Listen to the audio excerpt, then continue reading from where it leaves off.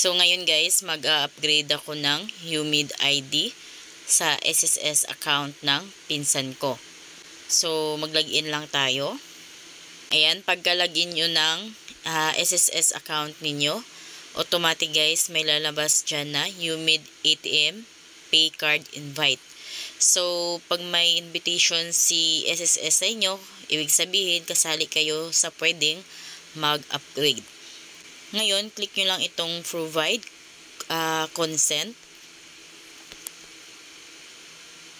Ayan, so ang lalabas dyan guys is data sharing consent for UMID ATM Pay Card Upgrade.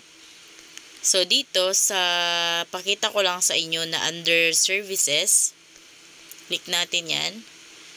Dito nyo i-click sa data sharing consent for UMID Pay Card Upgrade pag mag-check kayo kung may invitation ba sa inyong SSS account.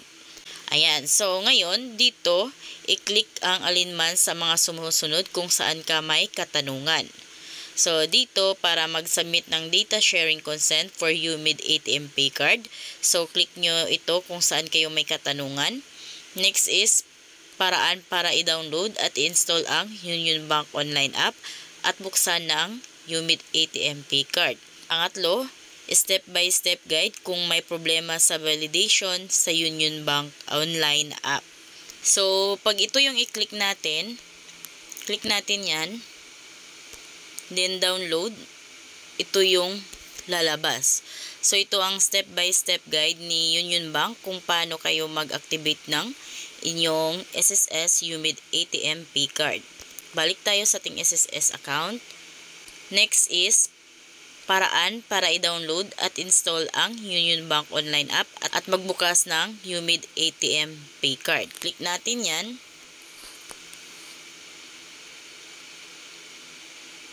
Ayan, so ito naman yung step by step ni SSS kung paano kayo makapag. So guys, basahin nyo yung mga instruction dito para maintindihan nyo kung paano kayo makapag-upgrade. The next is mag-submit ng data sharing consent for UMID ATM Pay Card Upgrade. So dito na tayo sa pinakauna. Click natin yan. Dito, double check nyo yung mobile number ninyo kung yun na ba yung updated na cellphone number ninyo. So para walang conflict sa pagkuha nyo ng UMID ATM Pay Card. Next is your email address. So, double check nyo yung email address ninyo sa SSS kung yan ba yung updated na email address ninyo. So, again, double check all the mobile number and email kung yan ba yung updated na contact information nyo sa SSS para walang conflict sa pag-apply nyo dito. Ngayon, pag may conflict dyan, so halimbawa mali yung cellphone number niyo, kailangan nyo pa yung i-update, i-click nyo lang itong update. Then ma-redirect kayo dito sa pagpa-update sa inyong cellphone number online. So, take note guys na iba na yung process ngayon doon sa mga vlog ko na ginawa ko nung mga bago pa lang itong release ng UMID ATM Pay Card Update. So, ngayon iba na yung process. Ito yung bagong update ni SSS. Halimbawa lang na hindi updated yung email ninyo at saka cellphone number ninyo. So, ang unang gawin nyo guys, bago kayo mag-upgrade ng inyong UMID ATM Pay Card, so update nyo muna ang cellphone number at email ninyo. Ngayon, balik tayo sa UMID Pay Card Upgrade. Click natin tong services. Ayan, so bumalik na tayo sa data sharing consent. Click ulit natin tong, so dito pag updated naman yung cellphone number at email ninyo, so click nyo na itong proceed with consent. Ayan, so dito screenshot nyo ito para lang may copy kayo nitong transaction number ninyo. So dito guys, dahil sumali kayo sa UMID Paid ATM Pay Card Upgrade, so pwede kayong manalo ng Mitsubishi Xpander Plus. Magkaroon pa kayo ng free 200 Jollibee voucher. Pwede kayong manalo ng Mitsubishi Xpander. So dito, scroll nyo lang pababa para mabasa nyo yung mga dapat yung steps na gagawin. So dito makikita ninyo ang mga benefits ng bagong SSS UMID ATM card. So basahin nyo yung mga benefits dito kung gusto nyong malaman. Ngayon, scroll pa natin pababa. Nakalagay dito paano mag-upgrade at sumali sa promo ng Union Bank. So yung step 1 dito, nagawa na natin yan. Nag-login tayo sa ating SSS account. So step 2, siguraduhin tama at updated ang iyong SSS information. So nagawa na din natin yan. Pangatlo, sa iyong SSS account, i-access ang ayan. So nagawa na natin yan kanina. Then step 4, pagbigay ng iyong consent, magbukas ng Union Bank account gamit ang anuman sa mga sumusunod na paraan. Dito sa step 4, dahil nabigyan na natin ng consent si SSS, may transaction number na tayo. So download lang natin yung Union Bank apps online. Then para naman sa step 5, kailangan nating i-activate ang ating SSS UMID ATM Pay Card account para ma-enjoy agad ang lahat ng mga benepisyong nabanggit. So guys, ang UMID ATM Pay Card ay ipapadala sa loob na para sa mga taga NCR 15 days at saka para naman sa mga ibang rehiyon is 20 days. So dito sa step 6, mag-deposit kayo ng 1,000 pesos o higit pa hanggang February 28, 2023 para sa libreng 200 pesos na Jollibee voucher na ipapadala through SMS or email at para makasali sa raffle na may premium new Mitsubishi Expander. So guys, kung gusto nyo manalo ng 200 pesos Jollibee voucher at saka Mitsubishi Expander, so mag-deposit kayo ng worth 1,000 pesos sa inyong Union Bank account hanggang February 28, 2023 lamang ito. So dito sa baba, scroll pa natin dito sa data sharing consent. Ayan, so dito sa pinakababa, makikita nyo itong may box. Click nyo yan. Ayan, then pag may check na, click nyo na itong submit. Pagka-click nyo ng submit, pinapa-confirm ni SSS na naman kung updated ba talaga yung cellphone number at email ninyo. So, kung updated yan, click nyo na itong confirm. So, ayan, nakalagay, dear sir or madam, aming natanggap ang iyong consent para sa UMID ATM Pay Card upgrade. Gawin ang sumusunod upang ipagpatuloy at kumpletuhin ang iyong UMID ATM Pay Card upgrade. So, ngayon, magbukas na kayo ng Union Bank account gamit ang anuman sa mga sumusunod na paraan. So, download nyo na guys yung Union Bank apps. Then, ito na yung mga nabanggit kong steps kanina. Ayan, so yan na yung gagawin ninyo.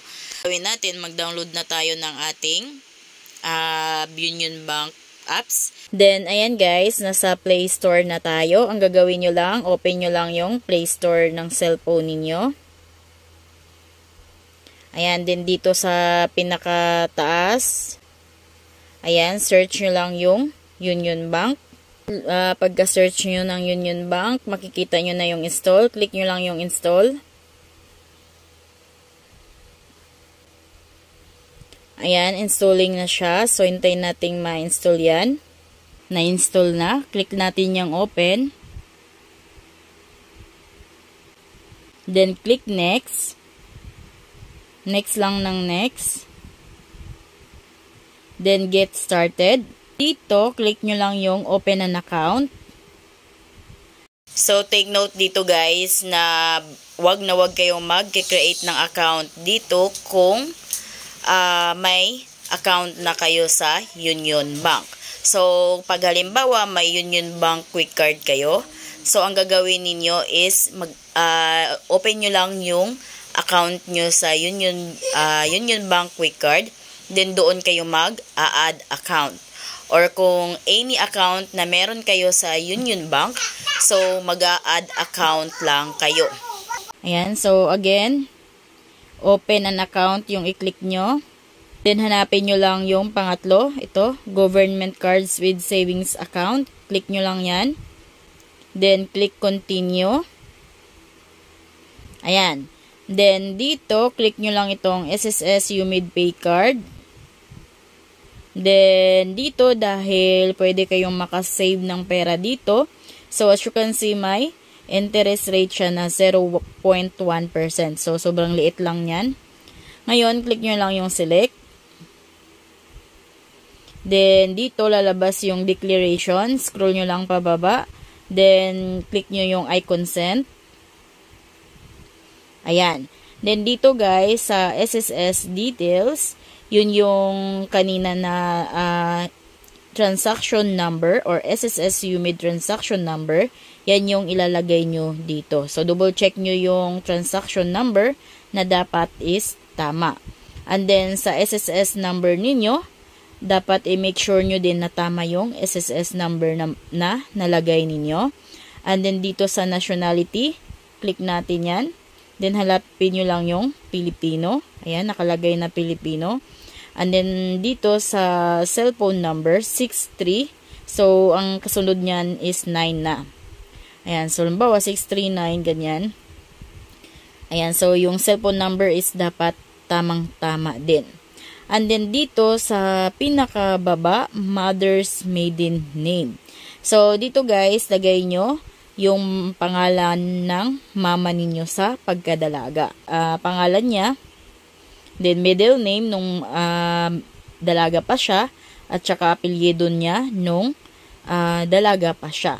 Ayan, so wag kayong magkakamali dito. Mother's maiden name is ibig sabihin, kumpletong pangalan niya nung pagkadalaga niya. Ayan, then after nyo yan ma-fill upan lahat, double check nyo yung lahat ng information, and then pag tama na, click nyo lang itong continue. Ngayon, magti-text ng OTP code si Union Bank sa inyo. So, make it sure na kung ano yung number ninyo sa SSS ninyo, is yun yung nilagay yung number kanina sa pinilapan natin. So, ngayon, magsisend sila ng OTP code. Hintayin natin yung OTP code.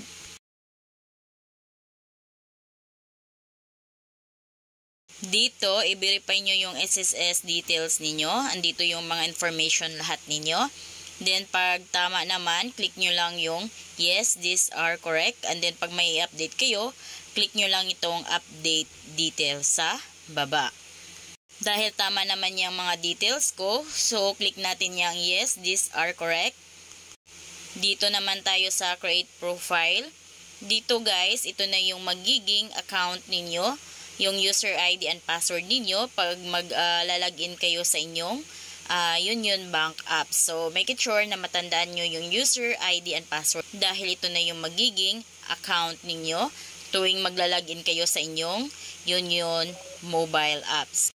Next naman nating pipil upan is the financial information. Dito, kailangan nyo lang mag-fill up kung ano yung employment status ninyo. So, click nyo lang yan para makapagpili kayo kung ano yung applicable sa inyo. Then, your employer or business name, kung kayo ay employed, business industry, occupation, and then business address. Then, pag na-fill upan nyo na yan lahat, click nyo lang yung next sa taas.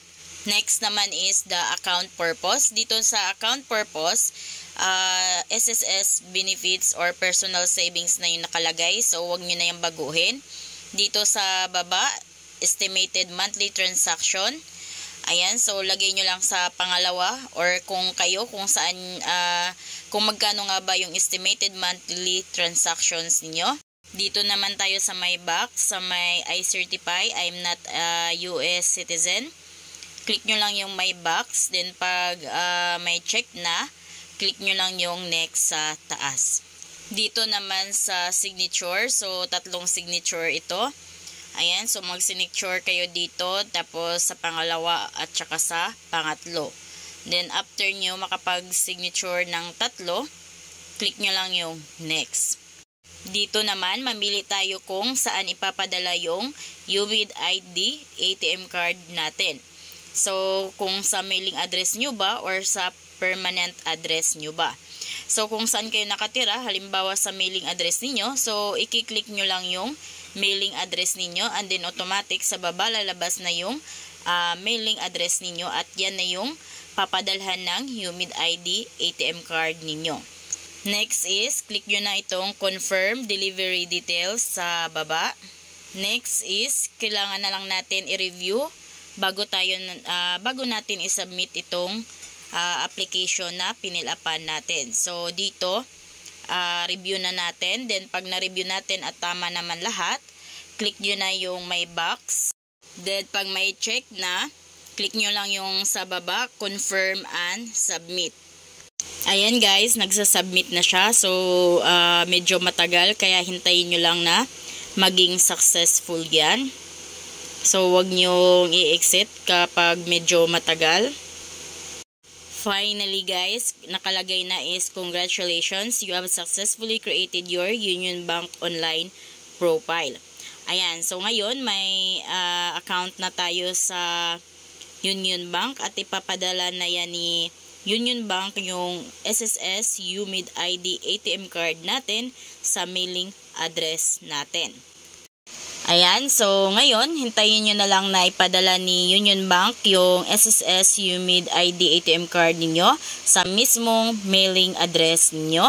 And then, magpakita lang kayo ng one valid ID pag i-deliver na sa inyo at wala kayong babayaran ni kahit isang piso dahil ito ay free delivery at saka free lang yung UMID ID ATM card natin.